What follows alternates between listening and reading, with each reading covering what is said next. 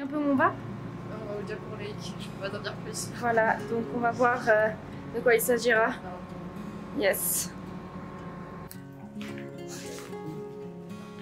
Quel est le programme de la journée? 13 millions d'habitants, les Lausannois à Bungalow. Les Valaisan à Bungalow.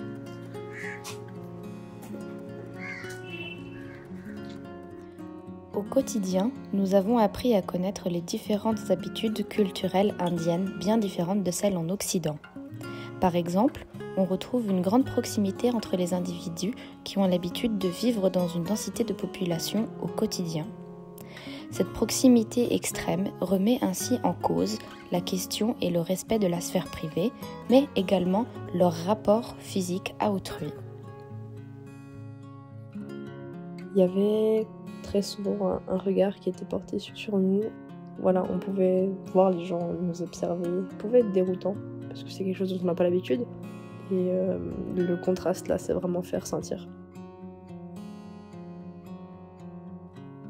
Ce regard porté sur nous, nous l'avions également en tant que chercheurs sur les individus qu'on venait rencontrer.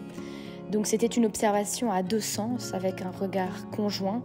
Alors certes, on s'est senti observé, mais il faut garder à l'esprit qu'on a fait ce voyage dans le but d'être observant, afin de pouvoir s'inspirer de gestion de l'eau locale et voir comment les communautés en Inde se sont organisées de façon autonome, parfois sans aide gouvernementale, autour des questions environnementales.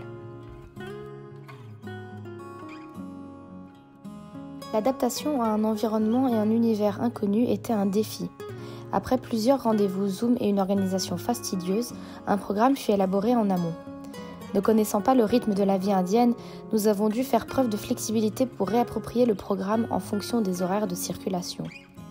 De plus, le territoire indien étant bien plus étendu, avec une densité de population plus élevée que celle de la Suisse, ajoutait un facteur temps auquel nous n'étions pas préparés. Je dirais que le trafic a été une chose compliquée à laquelle s'adapter. En Suisse, on est habitué à un trafic relativement fluide dans l'ensemble. Et surtout, on s'en rend peut-être pas toujours compte, mais très calme. Et à Bangalore, c'était vraiment tout l'inverse. Rien que par la densité, forcément. Ouais, c'est pas comparable au niveau de la population, mais donc c'est forcément normal que le trafic soit plus dense.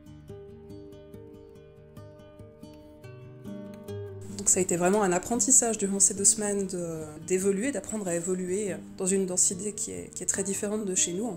Ça demande aussi déjà surpasser l'étonnement, de se dire qu'effectivement c'est vraiment une source de curiosité et il n'y a pas d'aspect finalement négatif ou de voir ça comme un envahissement, mais vraiment comme une surprise finalement. Et ça demandait aussi de s'habituer avec.